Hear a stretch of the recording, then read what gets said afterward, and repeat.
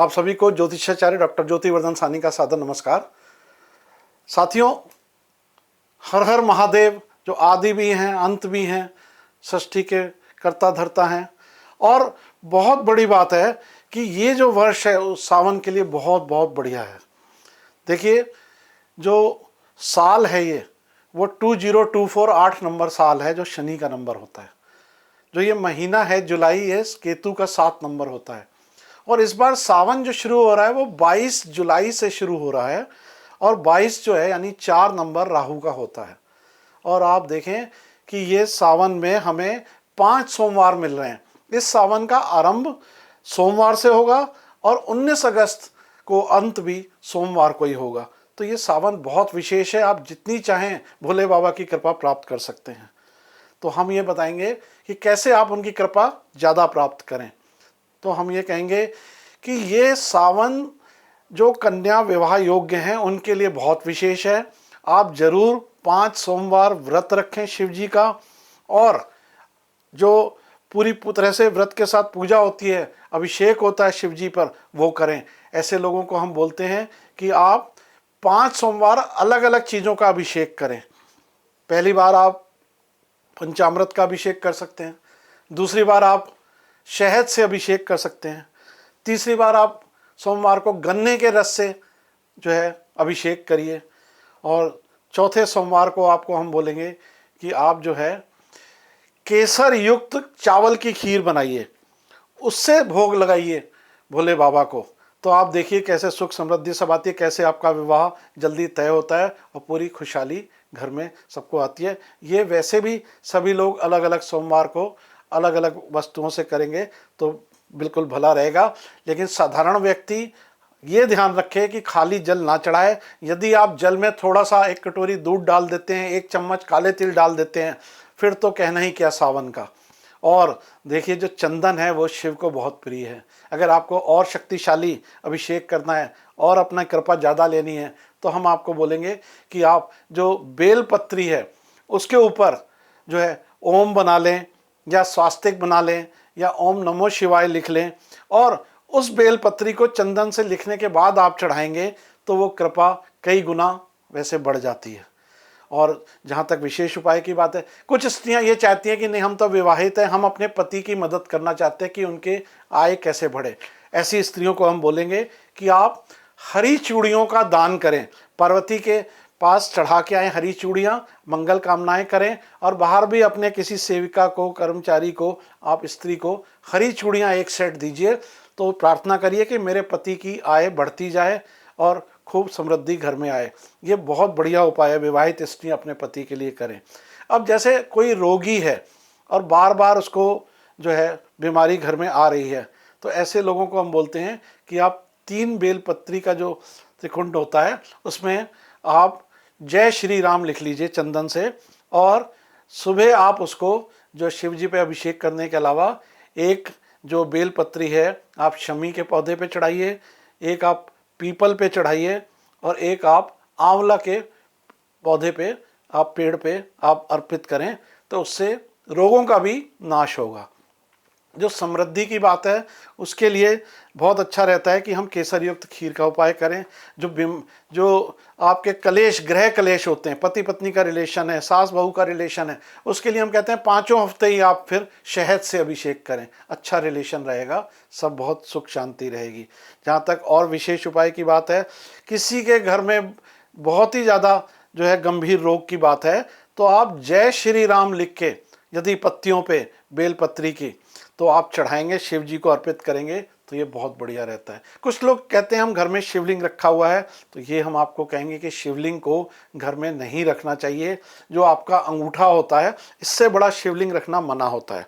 सबसे अच्छा ये सावन का महीना होता है जब आप पारद के शिवलिंग की स्थापना अपने घर में कर सकते हैं। एक आप प्लेट में जो पारद का शिवलिंग सोमवार को ऐसे रख के, और उस पर भी फिर आप बाकी अभिषेक कर सकते हैं। यदि आपके घर में कोई बुजुर्ग है, मंदिर नहीं जा सकता है, तो पारद के सिर्फ शिवलिंग की आप स्थापना अंगूठे के साइज की, इससे बड़ा ना हो, ऐसे कर सकते हैं। उससे भी आपको शिव मंदिर में जाके जो फल मिलना है वो पूरा फल मिलेगा। उसमें भी अभिषेक जैसे पांचों विधि बताई ऐसे ही करना है, चाहे पंचामृत है, चाहे शहद है, चाहे गन्ने का रस है, चाहे खीर है, ऐसे ही आपको सारा फल मिलेगा। और साधारण करना चाहें तो आप 40-30 दिन जो आपके चलेंगे, 22 जुलाई से 19 अगस्त, रोज भी आप उस पर अभिषेक कर सकते हैं। अगर रोज मंदिर नहीं जा सकते, जल में काले तिल और दूध मिलाकर। हम ये कहते हैं कि जो बुधवार शनिवार है, अगर आप 7 दिन नहीं जा सकते तो सोमवार के अलावा जो आप अपना प्राथमिकता रखिए कि बुधवार और शनिवार आप शिव जी को जरूर ये जल चढ़ाएं, अभिषेक करें व्रत रखने के अलावा, तो भी बहुत ही सुख समृद्धि ऐसे रहती है। अक्सर लोगों को ये होता है कि हमारे घर में बार बार नुकसान हो जाता है, धन आता है लेकिन धन रुकता नहीं है। तो बहुत अच्छा उपाय है इसके लिए कि आप गंगा जल लीजिए और गंगा जल जो है नंदी जी के चरणों में अर्पित करें। उसके बाद अर्पित थोड़ा सा करने के बाद आप बेलपत्र शिवलिंग पर जब चढ़ाएंगे, उसके बाद बेलपत्र के ऊपर बाकी बचा हुआ गंगा जल अर्पित करें, तो जरूर आप देखेंगे कि सावन के इस उपाय से आपके घर में जो है धन नाश रुकने लगेगा और धन जो है आप बचा पाएंगे। एक बात हम देखते हैं कि जो बोलते हैं बहुत गंभीर रोग है और कैसे करें, तो 21 तारीख को जब रविवार होगा, उसमें आप गंगा जल में और थोड़ा सा जो है कुमकुम मिला के, और इस तरह से आप जब सूर्य को अर्पित करते हैं, जब करेंगे तो उसी लोटे को रख लें थोड़ा सा जल बचा के, और अगले दिन जब सावन शुरू होगा 22 जुलाई को, तो आप उसी जल को में और जल मिलाकर और शिव जी को अभिषेक करेंगे। तो आप ये समझिए कि ये बहुत बड़ा उपाय है स्वास्थ्य के लिए, क्योंकि आरोग्य के देवता सूर्य देव ही हैं। इसको अवश्य करिए। अब एक बात ये देखने में आती है कि लोग कहते हैं हम अपनी थाली में क्या क्या सजा के ले जाएं, क्या अर्पित करें। तो देखिए, भांग के पत्ते, बेल पत्र, बेल, धतूरा, पुष्प, ये आप कोशिश करिए कि 5 चीज़ें आप उसमें अर्पित शिव जी को करें। और उनके जो चारों द्वारपाल हैं, पार्वती, कार्तिकेय और गणेश जी और नंदी जी, उनको भी अर्पित करें तो कृपा और बढ़ जाती है। अब इसमें बहुत अच्छा आपको एक उपाय बताते हैं कि यदि आपको ये लगता है कि और फैक्ट्री लगानी है और नौकरी में CEO बनना है, प्रमोशन चाहिए, तो हम आपको बोलेंगे इस सावन में आप 5 सोमवार नंदी जी की सेवा किसी गौशाला में करें। या तो नंदी जी को आप चारा खिलाएं या गुड़ और चना खिलाएं, और पूरी प्रार्थना मन से नंदी जी से करिए, प्यार से वहाँ खिला के आइए 5 सोमवार। तो आप अगर शिव जी का उपाय कर ही रहे हैं मंदिर में, उसके बाद गौशाला में जाके नंदी जी की सेवा करते हैं, तो आपका प्रमोशन कोई रोक नहीं सकता, आपकी नई फैक्ट्री लगने से कोई रोक नहीं सकता, होना ही होना है।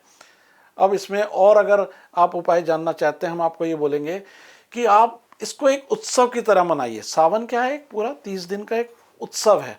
तो आप पहले ही दिन जो है, जैसे 22 जुलाई को वंदनवार, चाहे आम के पत्ते का है, चाहे अशोक के पत्ते का है, चाहे नीम के पत्ते का है, आप वंदनवार जरूर अपने घर पे लगाइए, जो आप सावन में पूरा लगे रहने दें।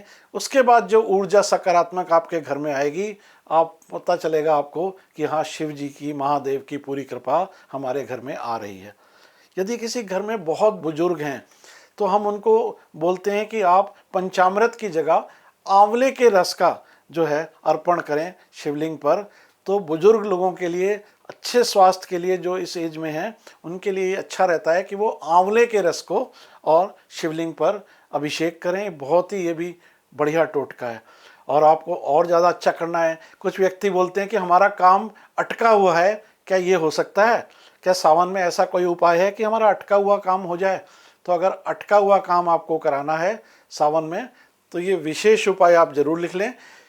आप एक जो जल लेंगे लोटे में, उसमें लाल चंदन डालिए।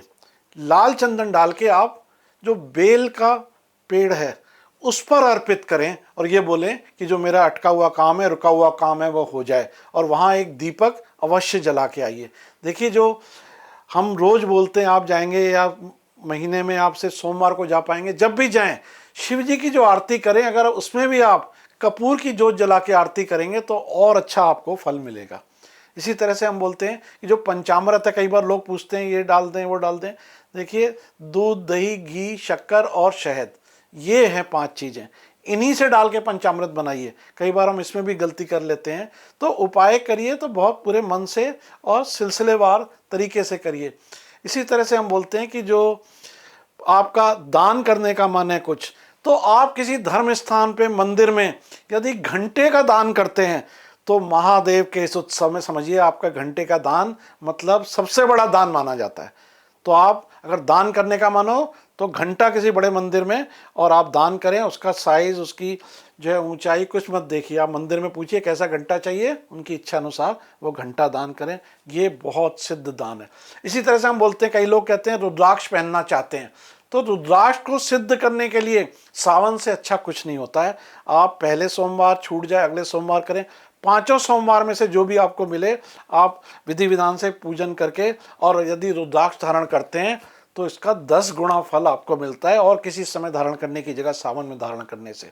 जिन लोगों के कुंडली में काल सर्प दोष होता है वो लोग जरूर पूजा करा लें, और अगर सावन में पूजा कराते हैं तो हम कहते हैं उनके वारे न्यारे हैं, दोष 100% आपका सॉल्व हो सकता है। और ऐसे लोगों को हम बोलते हैं जब आप एक बार पूजा करा लो तो जो नाग पंचमी आती है सावन में, जो इस बार 9 अगस्त को आएगी, उस दिन आप एक नाग नागिन का जोड़ा भी अभिषेक करने के साथ, शिवलिंग पर जल चढ़ाने के साथ, बेलपत्री चढ़ाने के साथ आप नाग नागिन का जोड़ा भी शिवलिंग पर और अर्पित करके आएँ तो ये बहुत अच्छा होगा। जो अर्पित करना है वो वाइट मेटल का हो सकता है, तांबे का हो सकता है, चांदी का हो सकता है, अष्टधातु का हो सकता है, लेकिन नाग नागिन का जोड़ा अर्पित करने से भी बहुत अच्छा शुभ प्रभाव रहता है। इसी तरह से हम ये बोलेंगे कि और अच्छा अगर आपको फल लेना है तो आप नियम से वहाँ जल अभिषेक करने के बाद बेल पत्र पर आप एक दिया जलाना अवश्य शुरू कर दें सावन में, चाहे कितने भी दिन आप जला पाएँ, 5 सोमवार भी जला देंगे तो ये समझिए जो आप बेल पत्री चढ़ा रहे हैं और वहाँ पे दीपक भी आप जला देंगे उसके पेड़ पर तो बहुत बढ़िया हो जाएगा। बेल पत्री चढ़ाने में लोग गलतियाँ करते हैं, उसकी भी सावधानी बरतिए।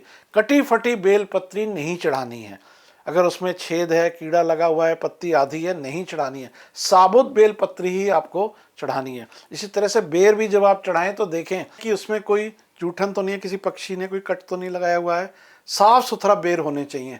और देखिए जब आप पूजा करने जाते हैं तो बिल्कुल आप बातचीत ना करें, शिव जी में ध्यान लगाएं। कुछ भी आपको मंत्र आता है वो करें, लेकिन ओम नमो शिवाय करते हुए ही जल अर्पित करना चाहिए। और अगर बहुत अच्छा फल लेना है तो हम ये बोलते हैं जो चंद्रमा का मंत्र होता है, ओम सोम समवाय नमः, एक माला ओम सोम सोमाय नमः की अगर आप मंदिर में बैठ के करते हैं, ओम नमो शिवाय की एक माला करते हैं और महामृत्युंजय उसके 11 जाप आप करते हैं तो आप ये समझिए आपकी ये पूजा सफल पूजा है। और हम ये बोलेंगे कि अटके हुए काम के लिए आप जैसे हर सोमवार नहीं जा सकते और बार बार मंदिर नहीं जा सकते, आप व्यस्त हैं व्यक्ति, तो किसी एक सोमवार जाके यदि आप घी का दीपक वहाँ जलाएं अच्छा सा और उसमें काले तिल डाल के जलाएं, तो काले तिल डाल के जो आप घी का दीपक एक सोमवार भी जला के आते हैं तो कोई आपका अटका हुआ काम है, प्रॉपर्टी का, विवाह का, रिलेशनशिप का, समझिए वो काम होना ही होना है। बैंक के लोन का कोई भी अटका हुआ काम, अगर आप ज़्यादा मंदिर नहीं जा सकते, एक दिन जाएं सोमवार को, काले तिल डाल के घी का दीपक से शिव जी की आरती करें और ये दोनों माला करें, ओम सोम सोमाय नमः, ओम नमो शिवाय, तो अटका हुआ काम एक बार में ही आपका भोले बाबा करा सकते हैं। और हम कहेंगे भोले बाबा से, महाकाल से कि सभी विश्व में जो हमारे सनातनी हैं उनका कल्याण करें और जो सनातन का विरोध करते हैं उनको सद्बुद्धि दें। यही हमारी महादेव से प्रार्थना है। धन्यवाद, नमस्कार।